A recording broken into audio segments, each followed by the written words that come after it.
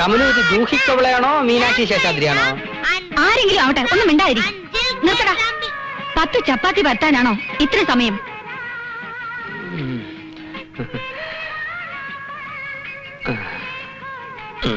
മോൻ കൊണ്ടുപോയി കളിച്ചോ. നീ ആരും വന്നിരിക്കുന്നു. ഒരു സ്ഥലത്തിരുത്തി അവിടെ ഇരിക്കും ഗണപതി പോലെ. ഒന്ന് പോയി നോക്ക്. ഒന്ന് പോയി കഥ തുറക്കും മനുഷ്യ. ഹരിയോ ഗോവിന്ദ്, നീ ഇങ്ങോട്ട് വാ. ആഹാ, ഹരിയോ? ഗോപിയേട്ടൻ ഇപ്പൊ പറഞ്ഞതേ ഉള്ളൂ. ഇരിക്കും, ചിത്രഹാർ കഴിയാറായി. ഞാൻ ചിത്രഹാര കാണാൻ വന്നൊന്നുമല്ല. ആദ്യം തന്നെ അത് നോക്കി കണ്ണും ചെക്കും കേക്കട്ടെ. അയ്യേ, ന്യൂസായി. ഗോപിയേട്ടാ, ഒന്ന് TV ഓഫ് ചെയ്തേ. പോയി ഓഫ് ചെയ്യടി. നീ ഇരിക്കും.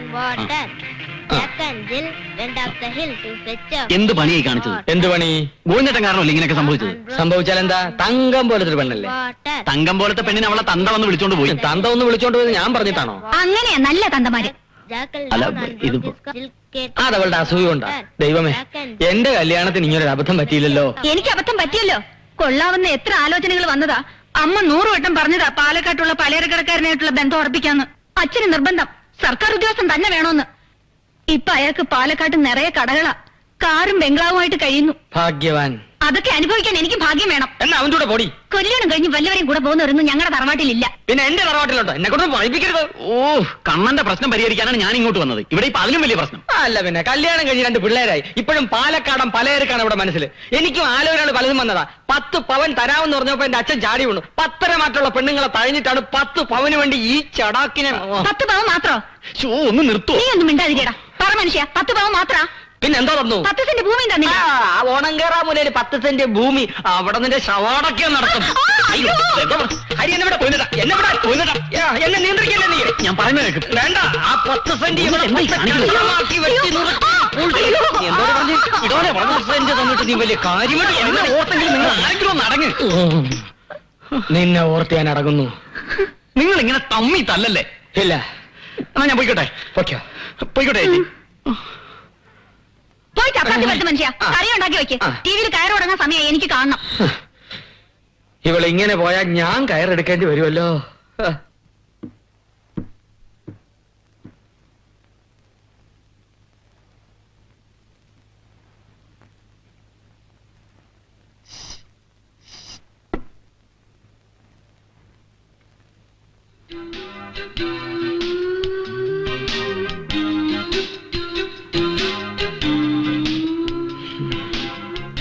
വേണ്ട, അവൻ എന്റെ അടുത്ത് വന്നോട്ടെ.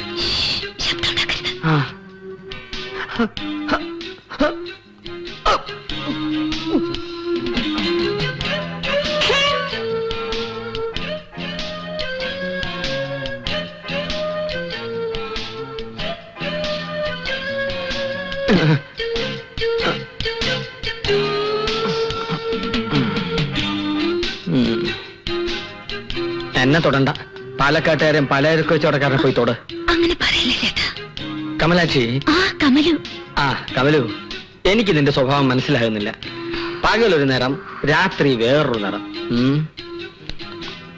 അയ്യോ, അതെന്താ വിഷമോ? അത് ശരി.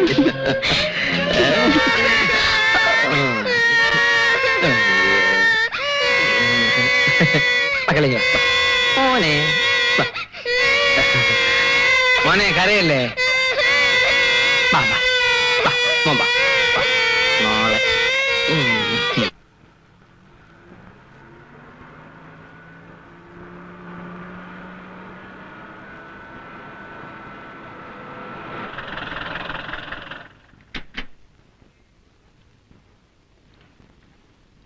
രാധിക എവിടെ?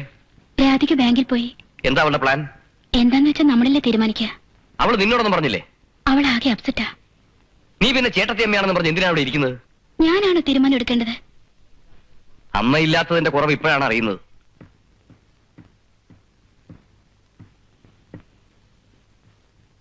ആ കുറവ് ഇതുവരെ തോന്നാതിരുന്ന എന്താ? അതറിയിക്കാൻ നിങ്ങളെ വളർത്തിയതുകൊണ്ട്. ഇപ്പൊ എന്താ ഇങ്ങനെ തോന്നാൻ? ആളുകളുടെ മുഖത്ത് നോക്കാൻ കഴിയുന്നില്ല. എല്ലാരും അറിഞ്ഞിരിക്കുന്നു പുതിയ മരുമകന്റെ യോഗ്യത. ആളുകൾക്ക് എന്താ മോനെ നമ്മുടെ കാര്യത്തിൽ ഇത്ര താല്പര്യം? അവൾക്ക് എത്ര ആലോചനകൾ വന്നതാ, ഡോക്ടർമാരും എഞ്ചിനീയർമാരും. ഓരോരുത്തർക്കും ഓരോ കുറ്റം കണ്ടെത്തിയില്ലേ. എന്നിട്ടിപ്പോ 10ാം ക്ലാസ്സുകാരൻ, സർക്കാർ ഓഫീസിലെ പ്യൂൺ. നമ്മൾ വിചാരിച്ചാണോ ഇങ്ങനെയൊക്കെ വന്ന് ഭവിക്കുമെന്ന്? അവളുടെ മനസ്സ് കാണാൻ അച്ഛന് കഴിഞ്ഞില്ല, അതാണ് ശരി. അച്ഛൻ നിമിത്തമാണ് ഇങ്ങനെയൊക്കെ സംഭവിച്ചത്. നമ്മളൊക്കെ നിമിത്തം മാത്രമാണ്, നിശ്ചയം അവിടുത്തെയാ. ഇത് വെറും അന്ധവിശ്വാസമാ. ഒരു ഭ്രാന്തൻ ഓടി വന്ന് താലി കെട്ടിയെന്ന് പറഞ്ഞ് അവന്റെ കൂടെ പെണ്ണിനെ ഇറക്കി വിടുന്നത് ദൈവനിശ്ചയമാ? അല്ലെങ്കിൽ പിന്നെ 360 കല്യാണം നടന്നേ നമ്മുടെ രാധയ്ക്ക് മാത്രം എന്താ ഇങ്ങനെ സംഭവിക്കാൻ? എല്ലാറ്റിനും അച്ഛന് ന്യായീകരണമുണ്ട്. പക്ഷെ അവളുടെ ജീവിതം. കല്യാണത്തിന് ശേഷം ഭർത്താവിന് ഭ്രാന്ത് വന്നു വിചാരിക്കുക, ബന്ധം വേർപെടുത്താൻ പറ്റുമോ? അപ്പൊ എന്ത് ചെയ്യും? അത് വിധിയാണെന്ന് കരുതും. ആരുടെ വിധി? ഈശ്വരന്റെ വിധി.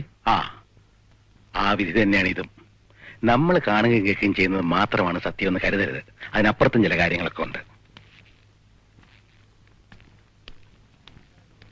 എന്താ വേണ്ടത്? രാധയെ കൂട്ടിക്കൊണ്ടുപോകാൻ വന്നതാ. അവൾക്ക് നിന്റെ കൂടെ വരാൻ ഇഷ്ടമല്ല. മാധവൻകുട്ടി, രാധയെ ബാങ്കിൽ പോയിരിക്കുക. വാ, നമുക്ക് അകത്തിരുന്ന് സംസാരിക്കാം. വാ.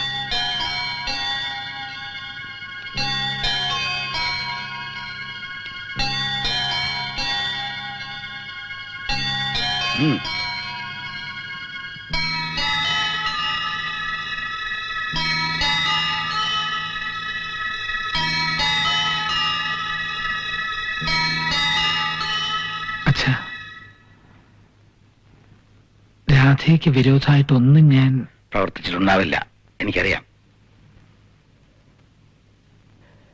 നിങ്ങളെ രണ്ടുപേരെയും ഇങ്ങോട്ട് ക്ഷണിക്കേണ്ടതാണ് വിരുന്നിന്. അച്ഛനിതൊന്നും അറിയാഞ്ഞിട്ടല്ല. എന്തായാലും അവളെ അന്വേഷിച്ചു വരാൻ നിനക്ക് തോന്നിയല്ലോ. എനിക്ക് രാധയെ വലിയ ഇഷ്ട. രാധയ്ക്കോ? രാധയ്ക്ക് നീ വിഷമിക്കാതിരി. പ്രതീക്ഷിക്കാത്ത സംഭവിച്ചപ്പോ അവൾക്ക് പ്രയാസം തോന്നിയിട്ടുണ്ടാവും. പെണ്ണുങ്ങളല്ലേ, താങ്ങാനുള്ള ശക്തി ഉണ്ടാവില്ല.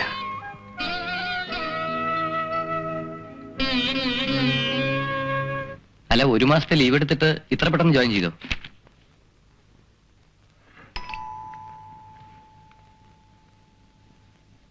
നിന്റെ കാര്യത്തിൽ എല്ലാവർക്കും താല്പര്യമുള്ള പോലെ തോന്നുന്നു. ലീവ് കഴിഞ്ഞിട്ട് വന്നാ പോരായിരുന്നോ? അതുവരെ എന്ത് ചെയ്യാനാ? അപ്പൊ നീ അങ്ങോട്ട് പോണില്ലേ? നീയും ഇതിലൊക്കെ രസം കാണാ. ഒന്നീ ധൈര്യം കാണിക്കണം, അല്ലെങ്കിൽ സാഹചര്യങ്ങൾക്കനുസരിച്ച് നീങ്ങണം. ഇങ്ങനെ രണ്ടും അല്ലാത്ത അവസ്ഥ ഒക്കെ വിധിയാണെന്നല്ലേ പറഞ്ഞത്? വിധിയായിരിക്കും. ഇവിടെ ഇല്ലെന്ന് പറഞ്ഞേക്ക്. എന്താ രാധയത്? ഞാൻ പോയില്ല. മോശാട്ടോ, പ്ലീസ് എന്നെ നിർബന്ധിക്കരുത്. ഒന്ന് സമാധാനമായിട്ട് ജീവിക്കാൻ സമ്മതിക്കില്ലെന്ന് വെച്ച. ശരി, ഞാൻ സംസാരിക്കാം. 1 മിനിറ്റ്.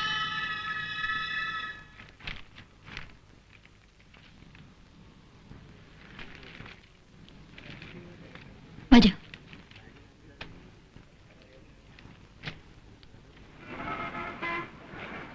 രാധ ഇവിടെ ഇല്ല. ബാങ്കിൽ ഉണ്ടാവുന്നാണല്ലോ രാധയുടെ അച്ഛൻ പറഞ്ഞത്. വന്നിരുന്നു, പിന്നെ എവിടേക്കും അത്യാവശ്യമായിട്ട് പോയി. സാരമില്ല, രാധയെ വരുന്നവരെ കാത്തിരിക്കാം. അത് വേണ്ട, ഇനി എപ്പോ വരുമെന്ന് കരുതിട്ടാ. എന്നാ ശരി, ഞാൻ വന്നിരുന്നു എന്ന് പറഞ്ഞാ മതി. ആ, വരട്ടെ.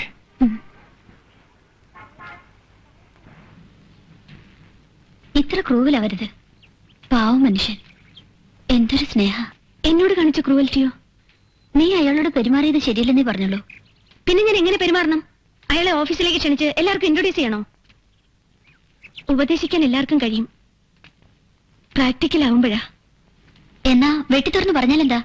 പറയണമെന്നുണ്ട്, പക്ഷേ സത്യം പറയല്ലോ ശോഭേ. ആത്മഹത്യ ചെയ്യണമെന്ന് വരെ തോന്നുന്നുണ്ട്. അച്ഛനെ ഓർത്തിട്ടാ. അതുകൊണ്ട് തന്നെ പറഞ്ഞത് അയാളുടെ ഭാര്യയായി കഴിയണം. ഒരു പെയൂണിന്റെ കൂടെയാ. Just imagine my plight. എന്റെ സ്ഥാനത്ത് നീയായിരുന്നെങ്കിലോ? പ്രശ്നമാണ്, പക്ഷേ പരിഹാരം കാണണ്ടേ രാധയെ?